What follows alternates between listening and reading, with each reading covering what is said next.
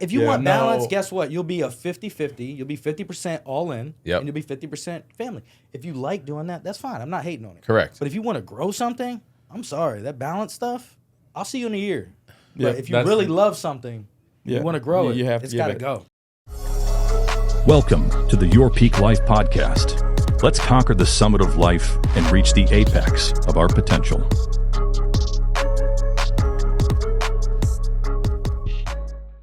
All right, what's going on? Welcome to another episode here of Your Peak Life. DJ Julian Rivera, Edgar the Sphere Munoz. We got Mr. Kyle the Man Myers, and the one and only, not with an S, Terrance Boyle. What's going on, bro? Not a whole lot, man. Cool. Just, episode's over. Not a whole lot. All right, we're out of here. Doing good. We're doing good. So let me talk about him because he doesn't like to talk about himself a lot. First off, you go to his Instagram, you see a six-pack. All right, he's working on himself. I want to be very clear on that. But on top of that, he works very, very hard for his clients, his community, and really everything that he's been about in his life. His 28 years in this world has just got him to this point. So we want to learn a lot about you today, Terrance. More so, tell us about you. I know a little bit. Kyle knows a little bit. Yeah. Sphere knows a little bit, but you know more. Yeah. So I was in the military for about 7 years. Was doing air traffic control, went to Japan for a little bit, and then... You don't have to whisper, by the way. Okay, sorry. But was stationed at NAS Oceana for a few years, and I bought my first house in 2020, and that's kind of where everything got kicked off. How old were you when you bought your first house? 23. Okay. 23 years old, yep. And when were you in Japan? From 2017 to 2020. Yeah. Oh. Yeah. That was right after I left. Really? Oh, really? What part were you in? I got here in November of 2016. Oh, no way. Virginia. Yeah, I was in Saspo for 3 years. Yokosuka. Yeah. Yep. Yeah, I loved it out there. Yep. Such a beautiful dope place. Yeah. Anyway, sidetrack. Yeah, I bought my first house in 2020 because when we came back from Japan, me and 3 other guys wanted to rent a townhouse together in Virginia Beach, and I got here just a couple weeks before they did. And so the rent, the lease was in my name, the utilities were in my name, everything was in my name. Well, I was collecting everybody's money and giving it to the landlord every single month, and I was like, well, part of my portion of this is about $700-800 a month. Like, what if I just own the house? And then it came to me instead of somebody else. And so I remember going to the gym and just thinking about it, and then at casting out of all the, I guess shameless plug for Iron Asylum here, but if you go in the gym, you see a big old mug of this dude on the wall. It says, if you want to buy a house, contact me. And so went on to the Iron Asylum DM and was like, hey, I want to buy a house. Can we talk? And so Alvin had me come and sit down with him in his office, and I just kind of pitched that idea to him. And he's like, hey, man, that sounds a lot like house hacking. If you buy one house with your VA loan with nothing down, and then live in it for a year, rent it out, do this time and time again. And I was like, that's awesome. That sounds like so simple. Like, why doesn't everybody do this? Right. And so that's what I did. I bought it, decided to go buy a house, and my timing was perfect. It was August of 2020 is when I closed on my house. And you just finally sold that that monstrosity. So wait, how old are you now? 28. So then you owned your house for 5 years. You 5 were years. 23, you bought it, right? Yep, Okay. Yep. Owned it for 5 years, and actually I put a lot of money and a lot of time and effort into that. So I actually did carpentry growing up. I used to work with my grandfather up in the Twin Cities, and so I bought this house that had a pink bathroom, had a blue bathroom. Cabinets were super old, and I went through and renovated all of it myself. Had to contract a few different things out, but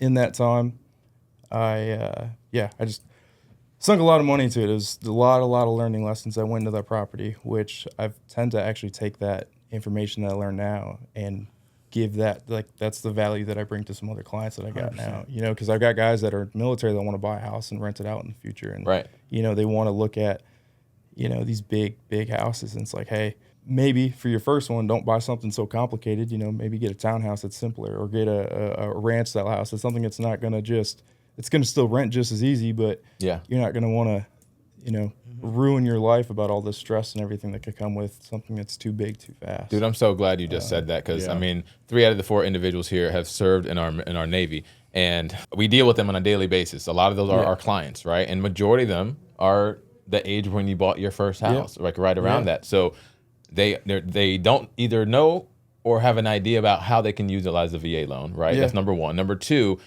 a lot of them just watch HGTV or they watch TikToks or whatever the case may be, and they want that dream house day one. Exactly. And then now we have to educate them on why. And first off, you can't afford it at this point based on where you're at in your life. Not saying you won't eventually, but this is the game and how you have to use your eligibility. 100%. It makes 10 times more sense. And the fact that you guys were in it, all three of you, and you can speak from your first point of view, like you're them. At the end of the day, this is where you'll want to be when you're our age, and this is how you do it. Because none of us, except you, had guidance to do that. Am I wrong? No, 100%. So when I bought my first house, it was like we saw an ad, and it was like this. We lived in Central California at the time, Lemoore. Oh, nice. And me and my girlfriend, who's now my wife, we're looking for house hunting. We're house hunting, right? Right. Don't do that with a girlfriend. That's not the advice I'm putting out. But we saw an ad, and it was like, damn, 3 bedrooms, 2 bath. I think it was like $150,000. Right. Super cheap. Yeah. In Cali, But it was a modular home. We're like, nah, we don't want to do that. We at least knew that. But as we're driving back, we see an open house, and this flipper for sale by owner put his house up for sale. We got a great deal, $220,000, 3-2, 2-car garage, big lot. Wow. The issue was that when it came to the lending side, Sure. we didn't know. First Right. thing we did was we went to our bank, which was Navy Federal at the time. Makes sense. Right, that's Yeah. what most people do. You go Yeah. to your banking institution, and now that I'm on the real estate side, and I know that may not be your best choice. Yep. As a matter of fact, most of the time, it's not the best choice. Yep. So we went from Navy Federal to Bank of America. We ended up at the time before, this is 2006, 2007. Okay. This is before the crash happened. It was Washington Mutual, I believe it was the company. Okay. Or the bank. I remember that name. Yeah. So anyways, it was not the best experience either. Yeah. So it was like a 1-800 number, trying to walk in, talk to somebody, get this loan done. Yeah. They're not explaining the intricacies of why are we turning in, like, because if you don't know, it's like, or you don't have a good agent, like I explain to my clients beforehand, look, Exactly. it's going to be difficult for you. They're going to get real intrusive. It's going to feel like it because they're going to be asking for your bank statement. You're maybe worried that your account balances and things like that. Don't worry about that. It's just the process. Yep. The bank is going to give you hundreds of thousands of dollars. Yes. They need to know who the fuck they're dealing with. Yeah. Exactly. I didn't have that guidance. So it was a really hard time, step by step, trying to get pre-qualified. Different rules, different states. Over there in California, they use both incomes, both credit scores. Oh, okay. That's interesting. Yeah. Right. So it's like mandatory. Yeah. So Yeah. at the time, my credit score was like, let's just say a 640. And my girlfriend, we're not going to say her name, was like a 580. Yeah. They were right. Oh, damn. Yeah. But different time. Pre-08. Oh, sure. Yeah. So they were giving everybody. That's Yeah, true. that's fair. I don't care what your credit score was. You're getting it. Yeah, so we did get a 15-year mortgage, actually. So we ended up going with a 15-year mortgage. The interest rates at the time, which were normal, was 7.25. Was it an ARM? No, they made it into, it was a program where they split the 220,000. Got So you. Okay. One institution had one, and then the other one Gotcha. had the other one. Okay. Nice. Okay. Something like that. Yeah. But the whole point of that is, if I would have known best, Yo, yeah.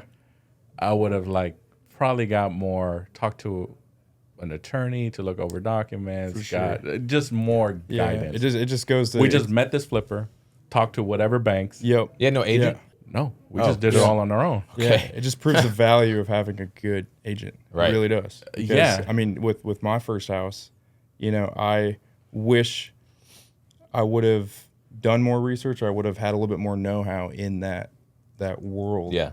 Because granted, now I definitely know, but it took 5 years and tens of thousands of dollars of learning lessons to get to that point to learn that. So it's now I can take that information and make sure that this 22-year-old kid that's trying to make a good decision for himself isn't about to have to spend, because if you think about it, these guys are trying to do it and put themselves in a better financial position later down the road. That's the biggest reason for it. And so if I can take what I've learned, granted, I was able to build something off of it, but not everybody's going to be able to do that. Not everybody's going to have the same kind of mindset that I have. Exactly. Yeah. And I think people really underestimate the potential of how bad it could get. Yeah. if they don't do it right. And so, you know, a lot of times I'll get military guys that they're just thinking, I just want to buy a rental property, I just want to do this. I'm like, okay, well, what's your exit plan? You know, like, this isn't your forever home, so at some point you're going to be leaving here. Thank you said that. Are you going to rent it? Are you going to sell it? Well, hold that thought also. Just one more thing. Even in the beginning about not getting representation, I paid my own closing costs. Yeah. Had I known or had somebody that, Right. like an Especially with a agent. flipper. Yeah. Well, yeah, of course he's not going to tell me you can Right, get your closing right. costs covered, right? So even to that point, like I ended up literally getting cash, you know, from under my mattress.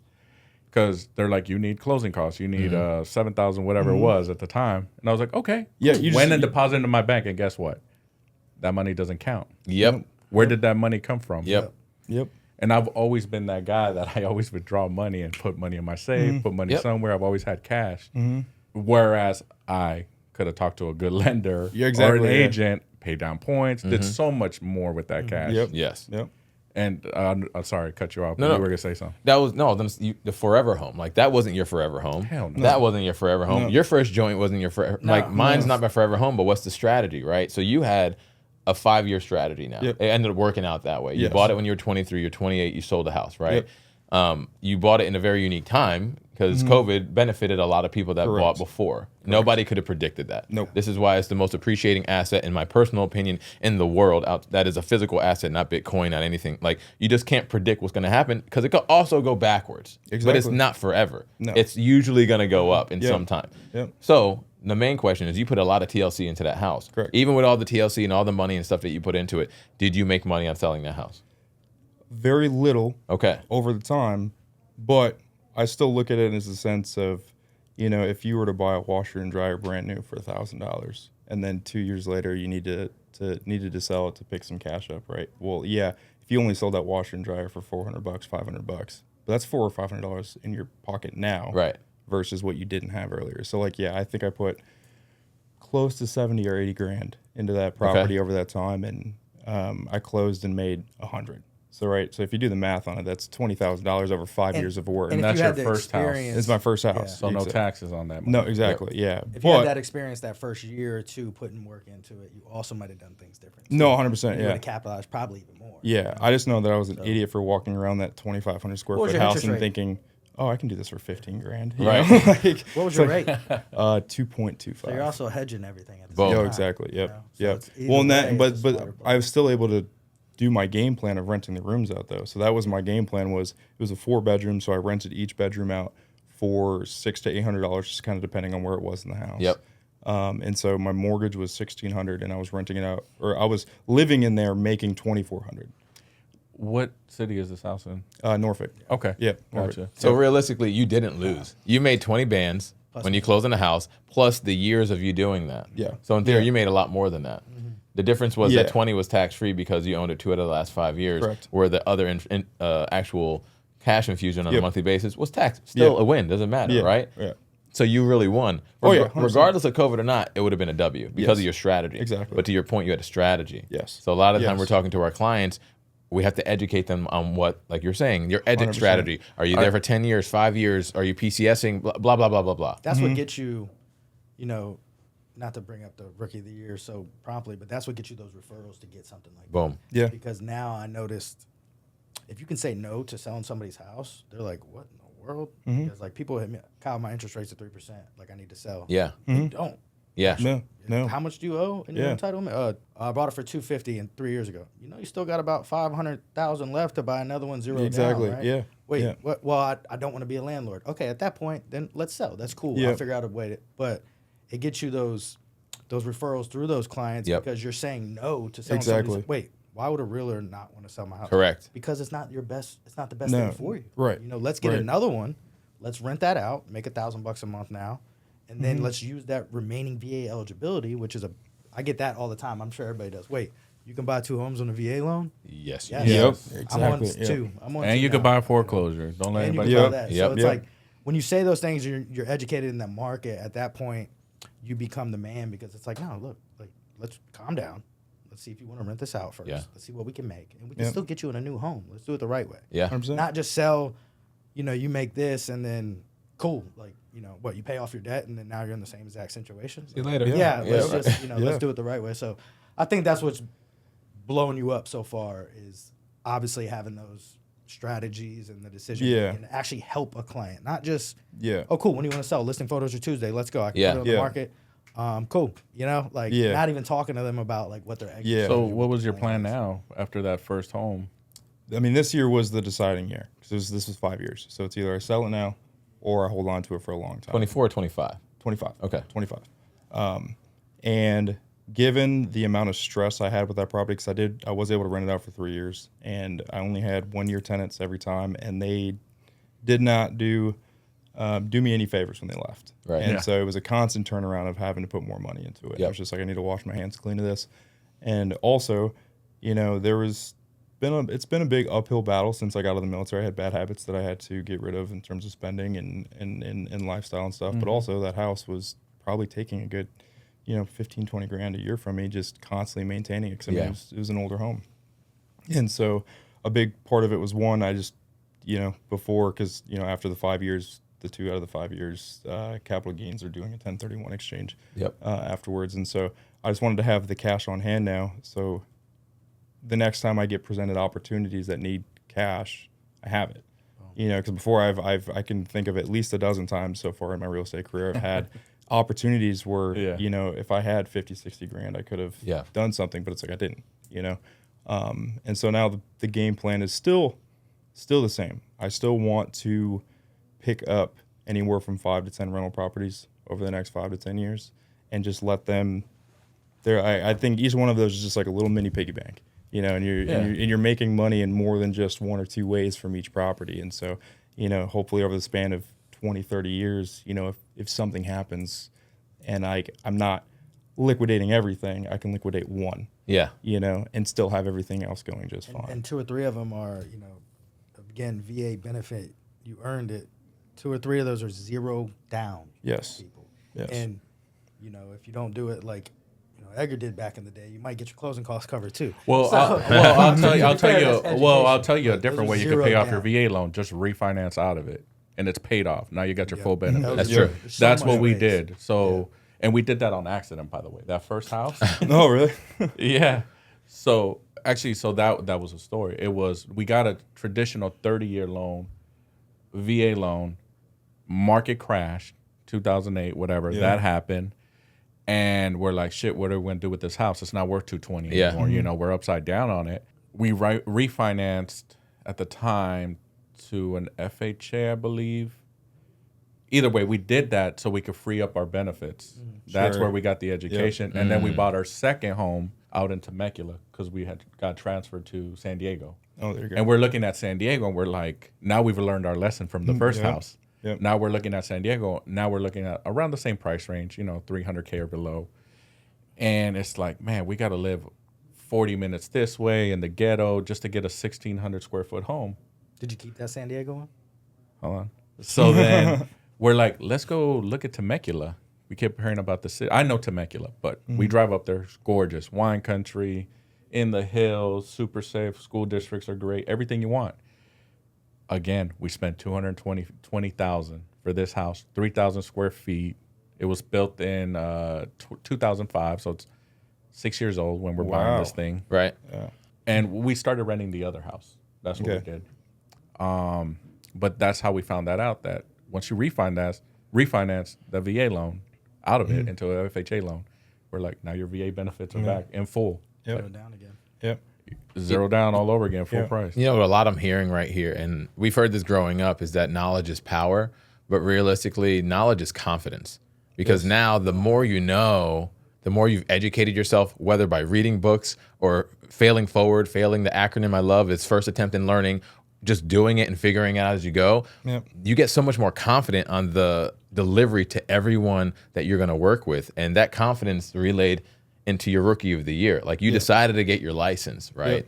And then you won rookie of the year. You're talking to another rookie of the year right here as well. So shout out to you, my guy. But we did that in a way that we wanted to provide what's best for the client. Exactly. And like you were saying, Kyle, sometimes selling isn't the best for the client, but they don't know unless we educate them, right? Sometimes going to go to an open house by yourself and getting represented dual by the listing agent that represents the flipper or whatever the case may be isn't the best, but we only know what we know at the time. Yeah. So when we get bad raps as realtors or real estate agents or anybody like that, and we're one of the top 5 hated industries in the area because there's one bad apple ruins the bunch, that right there messes the entire process up for the whole crew worldwide because majority of us are really trying to do what's best for our clients. And you decided to do that by jumping into real estate. You bought the crib, you got into it, you figured out what not to do by just doing it. And now that it comes up to the accolades of a rookie of the year, and now you're in what year in real estate? 3. Year 3. Full year. This is the third full year? No, this is like I've already done 2 full years. This is going into year. Okay, perfect. So then now, year 1, boom, you got that. Year 2, did you beat your goals or achieve them? Oh, yeah.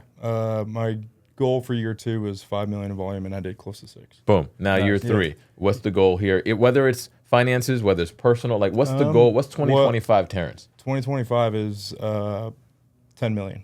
Okay. 10 million. Nice. And I'm at, with what I've closed plus what I have coming up this month, I should cross 5 by the end of May. Damn right. Yep. See, but you set your goal. Do you have that written down anywhere? Oh, yeah. Like visibly, not on your phone? Like no, it's on the mirror. Damn. It's on the bathroom mirror. That's where it's supposed to be. Yep. Look at it every single morning. Every day, bro. Every single morning. The visible goals is where it comes in. There was one part that I heard that what you said too with your first property is you learned your lesson with your first property.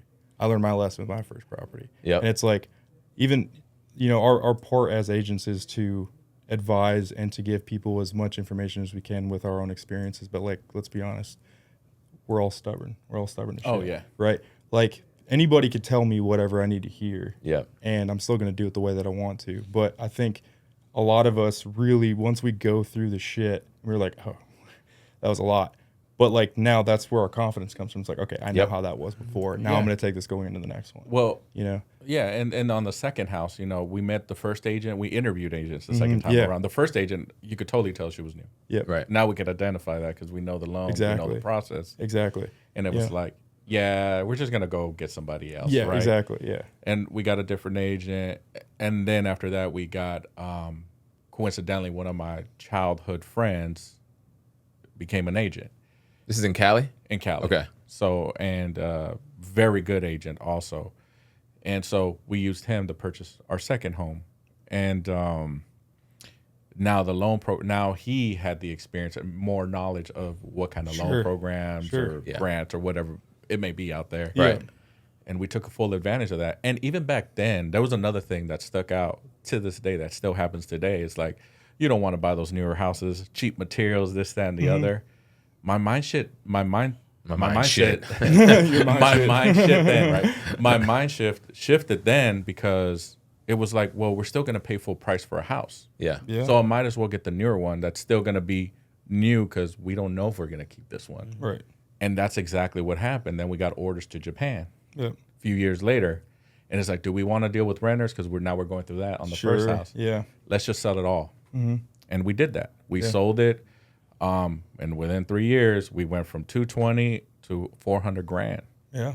And so now we're collecting all this cash, and we didn't even know it was tax free. Yep. We're just like, man, how much taxes are we going to pay on all of this? No. And they're like, no, you don't. That's it. That's yours. Yep. Fuck yeah. And then there's the second mistake, right? Yeah. Well, what are we going to do with all this money? Yeah. Smart. To your point, the opportunities, we didn't have that knowledge of what am I going to do with this cash. Yeah. Right. And don't limit yourself where you're going to stay in your little location to invest. There's a world out there where you could spend this money. Luckily, now technology can help you with that. Whereas then it was, the internet was growing. Sure, you had Google and all that. But now with social media platforms and everything, you could take that money and really grow. Sure. Whereas Edgar and his wife, what we did is, we paid off our BMW that we had, which was going to sit in storage for the next 3 years while we were in Japan. Dumbass move. We helped our brother-in-law, which was good. We helped him with a down payment on his house. Tragedy happened. We helped with a funeral, whatever. But at the end of the day, we came back, landed in Virginia with really no money. Yeah. Except the normal, day-to-day expenses that you have to spend, that you have to pay for. Yeah. Whereas I could have just bought more land, bought properties, on subject to whatever. See, but all that's knowledge, right? From doing. So now you're saying that you have goals. Like obviously, the goal that you just allowed us to know about is just your a family served goal this year, right? But what's the Terrance goal this year? Like, what are you personally going to accomplish? So there's always wealth, there's always health, and there's always growth. Like in those categories, which ones are you? What are you going to accomplish, and how are you going to get there? So honestly, it's going to sound very cliche, but goal number one is just finding some inner peace. To be honest with you, because there's been a lot of, in the military, which I know you guys can understand, is you're kind of bred to be on the go all the time. False sense of pressure. Yes. It's getting brought up a lot. Yes. It's a constant, like, if you're not doing something, you're in the wrong. Got it. Yeah. And so that has definitely carried with me into real estate, which, there's pros to it that kept me going. Like if I'm not up by 7 in, my brain is already ticking. Like I'm not doing enough. I'm not working hard enough. Sweeping floors. Right. Exactly. Yeah. Just doing something. But, I'm trying to honestly just get to a point to where I could sit down in my couch at the end of the day and be like, we are okay. Right. You know what I mean? Like I've, a lot of the reasoning for my hustle and bustle is because, growing up, I didn't have the easiest of childhoods. Okay. There's been times where, wondering where food was going to be on the table, if the rent was going to be paid and all that kind of stuff. And, and I very vividly remember what that was like. And I have a ultimate life goal to make sure I never get into that spot again, and that when I do have kids, that they will never have to experience that. But the thing is even where I'm at right now, today, sitting in this chair, that is never going to happen. But I still have that in the back of my head. And that's what you're trying to find. Exactly. Yeah. And so just being able to, I guess for the phrase, stop and smell the roses. Yep. Yeah. Like I go to all of. It took me a while to just like make my family the priority, and like I'm at all their concerts. I'm all at his kids' concerts because he's not there. One like, time, by the way, one time. Like I take that extra step for my family. Yeah, exactly. Yeah, yeah. So, but there's lessons in that too, though. Like especially with to bring it up in the real estate game, with newer agents. Like if you were to tell a newer agent or something like that. Especially. There's lessons in all that, and especially that's what I'm trying to tell people, newer agents that come on Iron Valley as well, and they see the Facebook, they see under contract, just closed, post. Dang, Kyle, like every day, just under contract, sold. And now we talk about, hey, we want to go to our kids' games, we want to do that. Yeah. But there's seasons for this stuff, and like people, even in the military, it's like when you get your ESWAS pin, right? You tell the family, hey, it's gonna be some late days. Yep. You know what I mean? Like I ain't gonna see you, but this is season. I have to get this done. So when you start. You can't just expect to jump into a season of balance is great, but to start something, balance might not be feasible at that time. Yeah. If you want to grow a career and you really want to start something jump, you might have to just say, hey, I'll be back. Don't worry. Give me a year, but we're going to be good, but I need to jump into this. 100%. So I need you to handle this. So like that's where, it flips and flops. And I think as newer agents, and especially being in the military, that's where we kind of became rookie of the year. For sure. Yeah. Wait, you were rookie of the year too? Yeah. Were you? Oh, you weren't here. Sorry. That's when the season is like, hey, we know this other stuff has to go on the back burner, and that's okay. Nice. There's nothing wrong with that. There's no TikTok video or Instagram video that's going to make me feel bad about right. it. Because I know it's grinding season. You know what I mean? Yeah. And then you kind of have because I see it and it really irritates me. Like, oh, balance. Like, There's no such thing, bro. Stop preaching that crap, man, because you can't. If you want balance, guess what? You'll be a 50-50. You'll be 50% all in, and you'll be 50% family. If you like doing that, that's fine. I'm not hating on it. Correct. But if you want to grow something, I'm sorry. That balance stuff, like, I'll see you in a year. But if you really love something, you want to grow it, it's got to go. That's something with, like, that's what Mike taught me was... implemented the showing agent, and that's where the balance. I leverage my time. The balance, not going out physically opening a house, right, for a client. I'm at watching the kids, do their the bands play or whatever, and we got to write an offer. Cool, drop it in a text. But you had, then I got my. You had to TC get that right. business first. And that was no balance in that. That is true. Yeah. The business, the grind in the beginning. I got I'm talking to clients from October and just now getting under contract. Facts. So it's just that one season you just got to get through and really plant the seed, plant the seed, plant the seed, plant the seed, plant the seed. Just keep going. And I love how he says it. If you ever meet Julian or run across him, just say it must be nice, and you'll probably get an elbow across. I hate that shit. I like how he says it because I don't like it either. So it must be nice, right? Like it's nice because I work for it. Yeah, and and it's not a flex. It's just like you get to that level where, like I got home at 9 p.m. last night showing home. So like, right, it is nice actually when I enjoy something. Yeah, like universal, right? Like, and that's gonna be the extra hours that we already have in us. Where it's like you worked all day. I came in late last night and I was like, oh yeah, let's go play pickleball. I don't got no showings. And I was like, oh, we have a mentor-mentee mixer. Yeah. I'm going to stick around for that, right? Show face and support the agents. Get home closer to 8 o'clock and, instead of, going to shower or whatever, you know what, let's take that extra time and sit down with the kids and play Uno. Yeah. Do something. I'm tired, but let's play Uno. Let's have some fun before their bedtime. Exactly. That's that little. The kids will remember that. 100%. The rest of the day when they were home, they were out there playing their VRs and and their iPads. But you got to get that time in front of them. Yeah. And that's one thing that you have on your side, and you have no kids. No. Right, so one thing that's a huge thing. I mean, don't get me wrong, we love our kids. Right? We would not change anything from the world, but there's a way that I look at it when it comes down to when you have those responsibilities in your life. You have your wife, you have your kids. There's 100% of you, right? And then you have to divide it by those people, and then that's really the max percentage they're ever going to get from you. And I have 5 kids, and I have my wife, right? Exactly. So then. And then you also have to put yourself in there. People forget that. You're talking about health and just wanting peace. So you have a one-up on almost 95% of the agents in the area right now because majority of them, they're married, they have kids. A lot of them, they might be older, whatever. It doesn't really matter age, but a lot of them do. And not just you, any of the people that don't have children at this point. I'm not saying that you don't want it, but this is grind season for you because you don't have to worry about showing up, appointments, etc. Even not being married, bro. Right now, you might have a girlfriend, you might not, but still you have that flexibility to just grow. That's really where I'm getting at without having to feel that you feel bad about missing something or that worry of this. I would say for anybody that's thinking about getting into real estate and they're single, because there's obviously a lot of skepticism, there's a lot of unknown that comes with a lot of this. And I would say when I went to go get out of the military, I knew that I had to get out. I was doing air traffic control. I had a close call that just made me really uncomfortable with the job, and I was like, "This just." That's one of the highest suicide rate jobs there are. It is. Yeah. Damn, really? It is. Yep. Didn't know that. I forget you're not.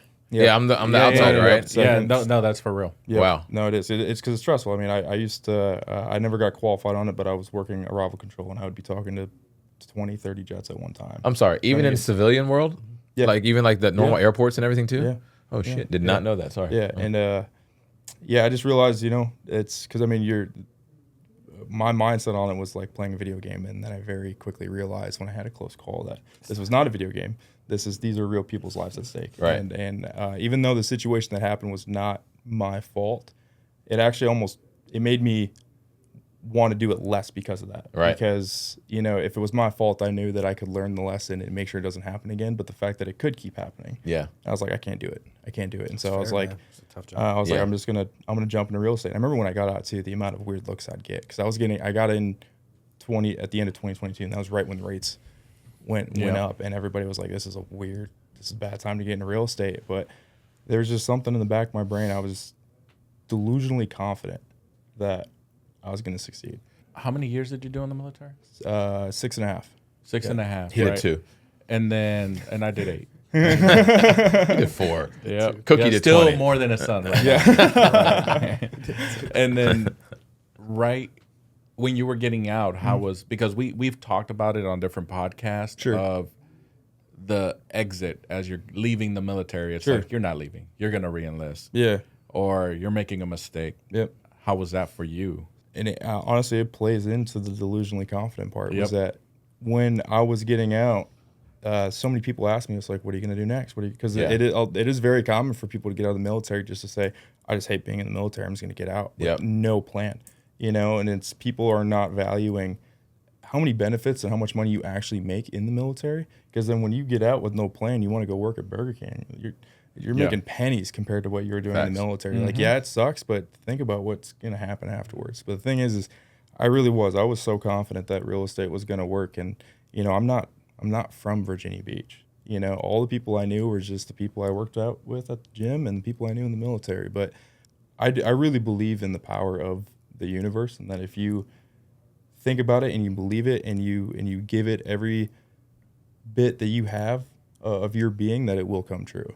And so I got out in November of 22, and I did everything I was supposed to. I was just, you know, I gave it everything I was supposed to. You know, I closed 2 deals right before I got out, and then I had nothing for 4 months. I didn't make a single dollar. I actually ended up losing money because I tried doing a contracting job in like January to try to just put something on the table, and it went terrible, absolutely terrible. Yeah, I was like, okay, this is why I don't want to be a contractor. And then I was actually about 2 weeks away from packing my bags up and going back to Minnesota, because I was like, oh wow, yeah, because I was like, what I ended up doing is I actually that's when I started renting my house out, and the money I was making on that, I was paying my friend to live in his room, and so like everything was clean. But the thing is, I went from a 2,500 square foot house to a 90 square foot bedroom. Yeah. You know, and so it definitely added a lot of stress and made things tough for a little while. But yeah, I was close. I was about 2 weeks away from like no phone calls, no nothing, nothing in the pot, nothing was coming around. Just like that, 4 days in a row, I got like my phone woke me up because of like the depression really set in. Yeah. You know, it was like, this isn't working. Like maybe I was wrong. Maybe all those guys that were telling me that I wasn't doing the right thing were right. But all of a sudden, it's just, I woke up to a phone call at like 9 a.m, literally 4 days in a row with different buyers. All 4 of them closed within a month, and then boom, it just were took off those from there. People that you knew, or was it? Yeah, just they're people from the military. They're people from 3 of them were from the military, and 1 was from the gym. Yeah, right. And because I'd like to say, like, there's different ways to get it, right? And one way is to go out and get it. You know, you're out there. You know, people are doing the open houses, door knocking. You know, circle prospecting, and then there's another way to just attract business, right? I would say you have a good way to attracting business with what you've established over the years in the area or whatever, and you know, the social media posts kind of get you more traction coming to you versus physically being out there and getting it until you get maybe a lead source or whatnot. Yeah. How did they remember that you were in real estate? Yeah, so I mean, my whole business was built off of just referrals. I never did lead generation. Okay. And it was just, and that's how we both came up. Yeah, we both came up together, really. Yeah, I got a year on you, but we really came up together. Yeah, and it was just staying in touch with those people. But I think also the way I carried myself while I was in the military was definitely played a part, because I always really, really made sure not to burn bridges anywhere. Not like I had to try to not burn bridges. It was just like, you know, a lot of people will leave a command or whatever, and they'll put their middle fingers up and, you know, like, fuck this place, I'm done with it, you know. But I just never, I just wasn't that kind of guy. I don't carry resentment. I don't carry hate towards anybody. I think there's so many different things that go on in the world that, you know, there's not enough time or room to be despiteful towards anything. And so you allowed yourself access to a database still that was there. Yeah, exactly. Huge database. You crushed the database. And not only that, those people go from E4s, E5s, E6 to Chiefs. So that database is, their net worth is growing. Exactly. And they're going to be bigger buyers, bigger listings down the line. And that gives me the truth in the 90-day thing. Like, whatever you do today in the world, you don't really see for 60 to 90 days. Right? Yeah. So you had 2 buyers, but you were working that database. And then 4 months later, you're like, wait, everything's coming. It's not because it was luck. It's because every day you put in the same amount of work to your database, right? Exactly. Every day. Exactly. So it's kind of funny how that ends up, right? There's a huge testament to say about you specifically, because Kyle and I are from here. Like this is backyard, right? So we got people we went to high school with, people that we grew up with, played, whatever the case may be, right? Even Sarah Taylor's, ironically, you knew her when you came over here, and you used to hang out with her back in the day. You know what I'm saying? That's cool when you have that local feel. You're Minnesota, you're Cali. Like, you guys came out here and built a business from nothing, and it's still growing drastically. Personally, I say this unconfidently, but I'm a very confident person. I don't even know how I would do that, going into somewhere brand new and then building a business from nothing. right? Because I've always been here, right? I'm never gonna go. I love it. It's his home base. Yeah. That just like they're a different breed of people. Like more so him than you, because really it's like you. No, but like it's just a different breed of people that come to an area and can just build a huge business, you know, because you almost went home. You told yourself, I'm out of here, bro. Yeah. And if it wasn't for that work that you were putting in, the 60, 90 day, the 4 months and everything, boom, you would have been out of here. There's a famous military quote that I use all the time, and it's called FITFO. Figure it the fuck out. Facts. Yep. Okay. Facts. Yep. And They're in the shit. Yep, exactly. And it's, you know, I think the thing that sets people apart is just the ability to figure it out.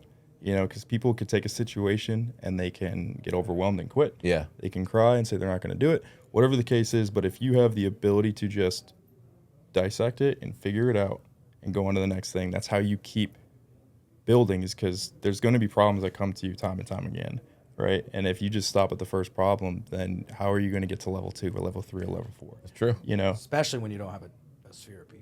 Exactly. You're just kind of solo. Like that's even more figuring it out. Right. So it's like, if this overwhelms you and this freaks you out, take a step back, breathe in through your nose, out through your mouth, say USA a couple times, and then figure it the fuck out. Yeah. You know, like that's the only way to move forward. It really is. Yeah, I always tell people, just take one task. Yep. Work on that, finish it, on to the next one. Exactly. And just keep moving forward. Yep. So I know it's kind of like getting out of the military when you leave one brokerage to another brokerage, right? Did that give you confidence in that as well? Like, hey, no matter what, I know I'm going to figure it out. Oh, 100%. Yeah. Yeah. I mean, don't care if this is the worst play in my life. Yeah. Either way, I'm going to figure it out. Yeah, So it definitely took some time. I'd say probably the first year and a half, I really think I had some imposter syndrome. Yeah. You know, just because it's a whole new world. I mean, real estate is completely different from being in the military. But but once you figure it out enough times, and it's you really start to build more confidence in yourself, and like, okay, maybe I know what I'm doing. You know, like this is, I'm not just having to figure this out one time or two times. It's like, I'm figuring this out because I know what I'm doing, not because somebody's telling me to do it, you know? So yeah, it definitely builds your confidence up pretty quick. But we both had the same mindset on that, I think. Yeah, 100%. We talk a lot. Terrence. Tay-Tay, actually. Tay-Tay. But yeah, I think we both had the same mindset on that. It's like, but you know what? At the end of the day, I think, you know, this is right, and then we can make it, you know, make the move, and I think either way we can figure it out. Yeah, exactly. Kind of conditioned ourselves for that philosophy. You know, to your point though, you know, this segues to you're now at Iron Valley Real Estate, obviously. Yeah. You've only been at 2 brokerages, right? Yep. But why Iron Valley? Like, what was matching up with Terrence outside of having a relationship with Kyle that made sense for you to make the move? Because to be fair, you're killing it where you're at. You're doing fine. I mean, like I knew that, but what's the why behind that? I'm a very big vibe person. Okay. I like the atmosphere that I need to be around, because I've been around, you know, when I was in the Navy, it's, you know, it's very, very quick, or it's very easy for one person to join your crew and make the whole crew upset or make things sideways or whatever. Because also in the air traffic control community, at least in the stations that I was at, they're small, right? We're 10 to 15 people, so you get one bad apple in there. You know, that comes on your crew and just spreads negativity. It's like now the whole fucking crew is negative. Right. And so for me, it was the vibe, it was the energy. You know, I love the fact that, you know, when I walked into Iron Valley, Norfolk for the first time, you guys had 2 arcade systems, you know, with the Simpsons on it. Like, that's just fucking cool, you know? Like, you know, and then, but also being able to walk in and just, a big thing that people deal with when they get out of the military, and that's losing camaraderie. Okay. You know, because camaraderie is a really, really big deal in the military. And when you get out, it doesn't matter where you go, you're never going to find that camaraderie. Right. You're just not. You go through this shit with these guys, whether you like them, you hate them, whatever it is, that is your best friend for the rest of your life. God chose, you know. But, you know, going into Iron Valley, though, there was that sense of camaraderie. Like, granted, it's not the same as the military, but being able to walk in and, you know, walk into his office and steal his chair and just be like, sorry, it's my office today. You know, like it's I like the vibe. I like the energy that comes with it. And, it's just, again, it's just a vibe. It's an energy, you know what I mean? And then also to have, you know, you, LJ, Steven, Kyle, like I whoop Kyle and Steven on the golf course all the time. So, you know, that's already got the one leg up.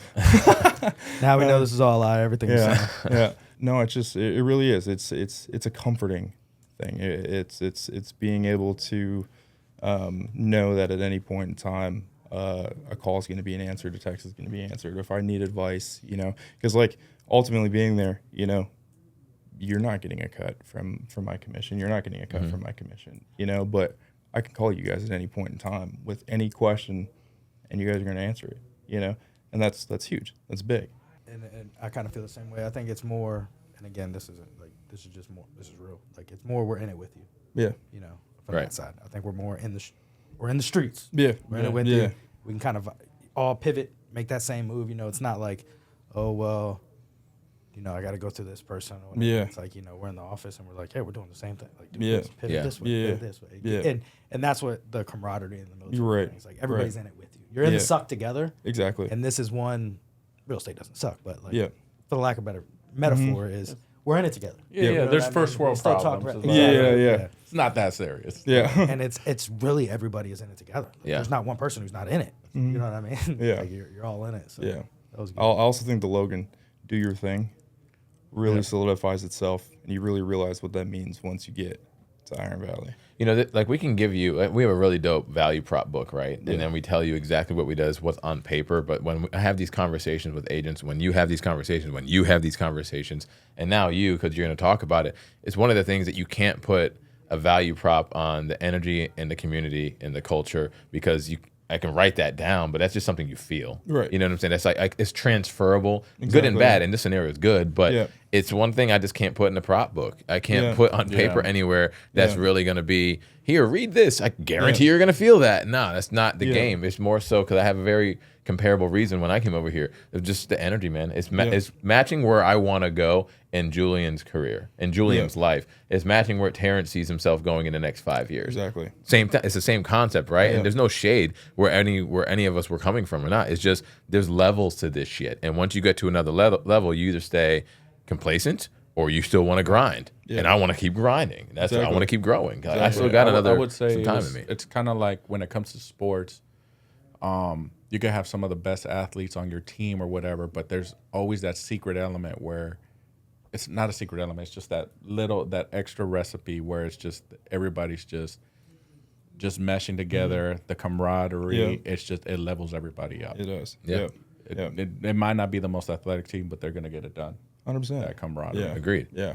I also love the fact too that, and I've spoken with like all of you guys about different ideas, and I know you guys might think I'm a little crazy with some of the random shit I pull out of my ass to talk about. But the thing I love about being able to talk to you guys about that is that, if I come up with some weird business idea, I feel comfortable in the sense that I can just, no matter how wild it is, I could be like, hey, Julian, like, what do you think of this? Yeah.